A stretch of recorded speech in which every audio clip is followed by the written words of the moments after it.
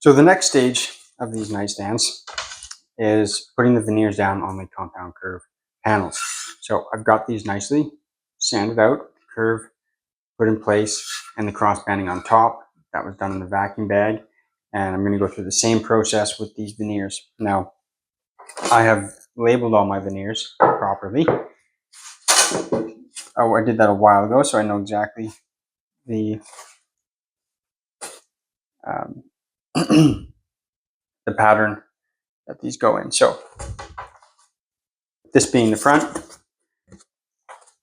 is the bottom, and it goes like this. Now that, sorry, this is labeled as A, so this is my good side, and on the bottom, the good side is the underside, which is the curved part.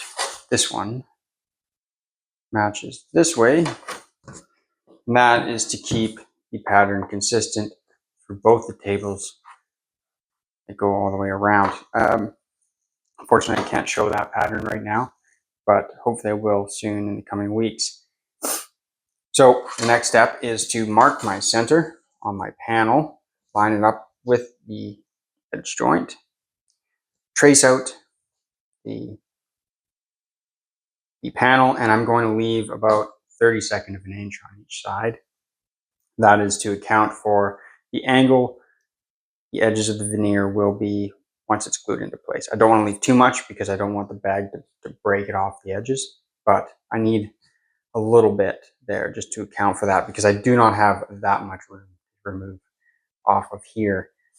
So the reason I went so close is because I have to take the same amount off on each side to keep the curve consistent, to match up with the guides on the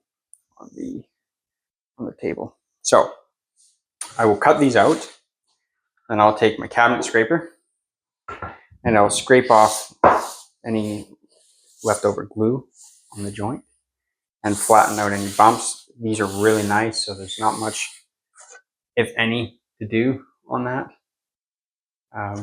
really. So I'd almost rather not touch it, but I'm going to do a little bit, and they'll be ready for glue. And I'll mix up some glue. So for this, I am using plastic resin glue. It's waterproof. That is why I'm using it. It's strong. It's going to hold my veneers down forever. That's the purpose of it. So it's 2 parts powder to 1 part water. So I have a little scale here. Now I've written down exactly what I need with the cups. So I don't really need the scale, but it's good to have on hand when I'm doing this. So that is the plan forward. You will see me do this work over the next few minutes, and then I will go into the process of gluing.